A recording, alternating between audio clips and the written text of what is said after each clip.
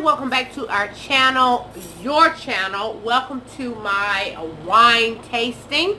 I want to share with you how I have put together a wine tasting for a very intimate crowd. There's several ways you can do a wine tasting.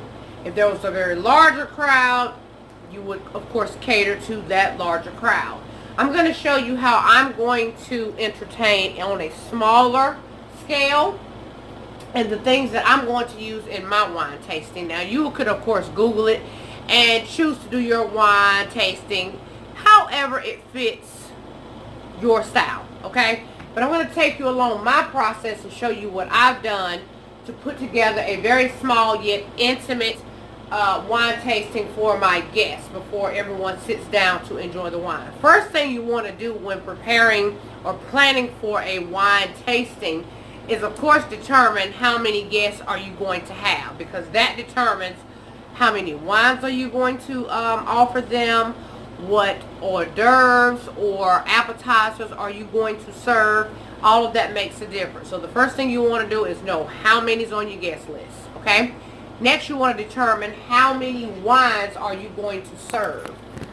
Here I have 4 different wines. I've chose 2 white wines, 1 red wine, and then a pink wine is what I've chosen to use as my tasting. Next, I'm going to show you the actual table setting, how I have it set up, and I'll explain to you kind of why I have it the way that I have it for my particular wine tasting. So if you're interested in hosting a wine tasting, it's so much fun, so relaxing, gives you time to just wind down and just really kick back and enjoy. So let me show you the table setting and take you along my thought process of how I came up with this. Okay, fam, so again, here are the wines that I'm going to be serving my guests right here. I have 2 white wines. Actually, this one here is going to be a sweet Riesling here. This one right here is that brand there. It's a Pinot Grigio. This one right here is actually a pink Muscadine. And this one right here is a red sweet wine, okay? And now I'm going to show you the table, how I have it set up. I'll just give you a quick pan around view. I'll try and go really slow to just show you how I have the table set up. Now, one thing you will notice is that I don't have any actual decor. No flowers, no vases, nothing like that here on this particular table. And that is because the focus of this tablescape and this whole event is tasting of the wine. Now, what I have done here is I have put a saucer basically at everybody's table seating. I've given each person 3 glasses, and the reason I didn't do 4 glasses is because we have 2 white wines and they can kind of rinse their palate and that glass for that second white wine in that one. But I do have enough for 4 each. I've also given each person water so that they can rinse their palate off for the next wine. I have a sheet of paper, as you can see here, and a pen at everybody's spot so that when I describe the wine to them and they do the actual tasting, they can write down what they liked, what it tastes like to them, and what their favorite one was in the event they want a round 2 or 3.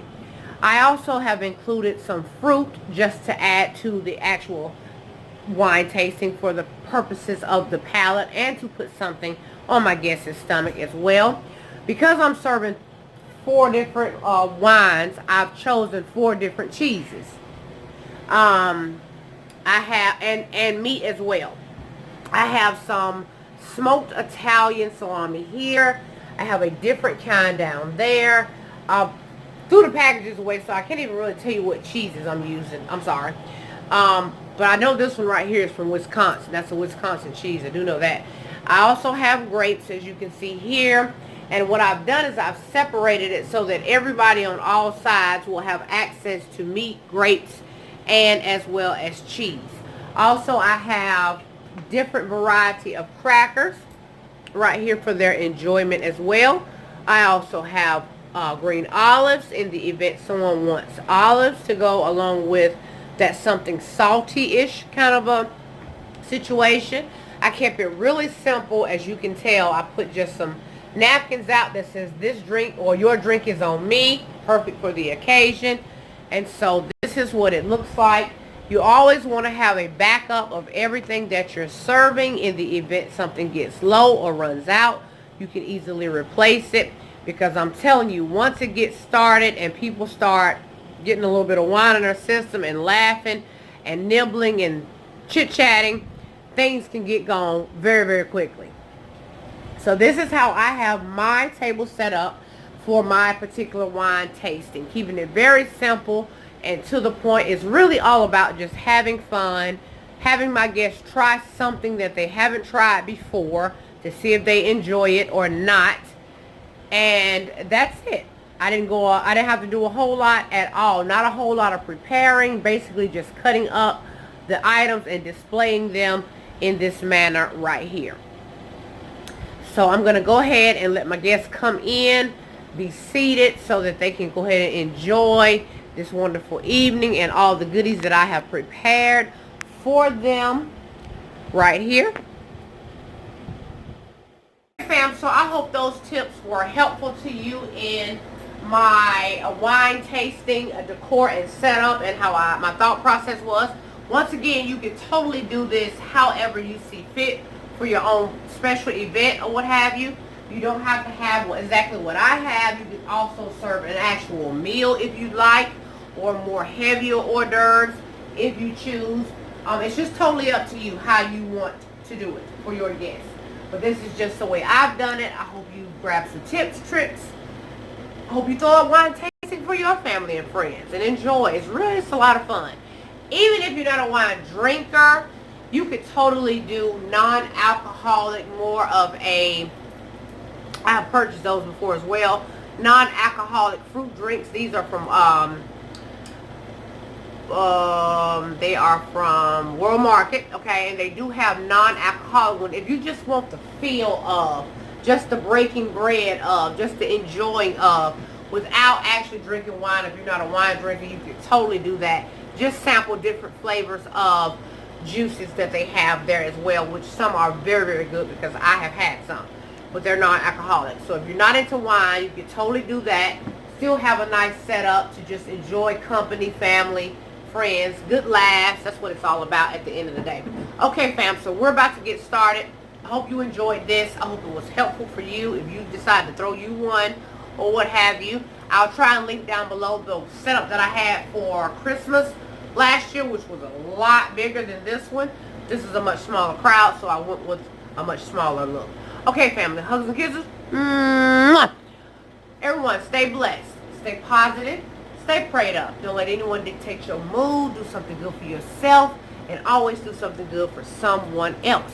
And throw yourself one of these beautiful wine tastings. Okay, girl? Okay, I'll see you guys in another video. Bye, y'all.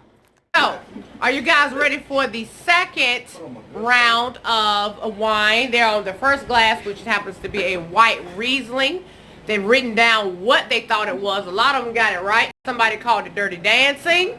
That's what they tasted in theirs, Dirty Dancing.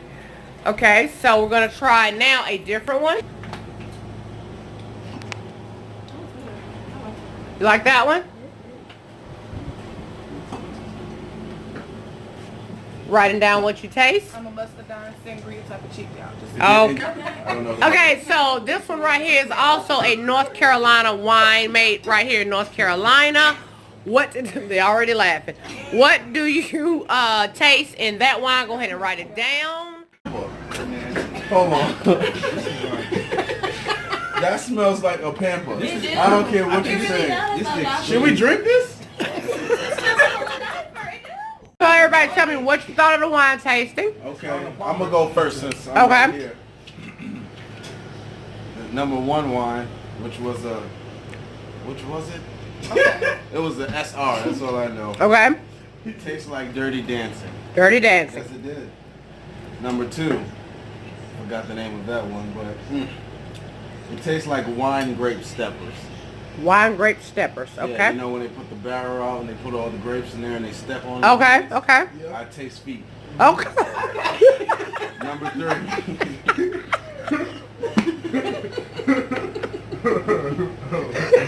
This is true. I taste feet. This is true. Okay. Number 3, the number 3 wine. It tastes like canipas, which are like Spanish fruit. Okay. Those of you guys are Spanish. Okay. Number 4, the 4th wine tastes like New Year's. New Year's. Okay. That's a good way to put it. Yeah.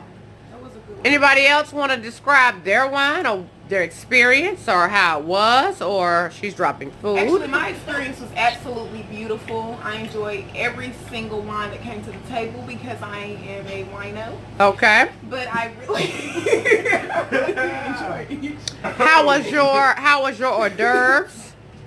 Oh, they were delicious. I see the grapes. I mean, the strawberries are almost gone. I want to say that I actually enjoyed the what is it, smoked?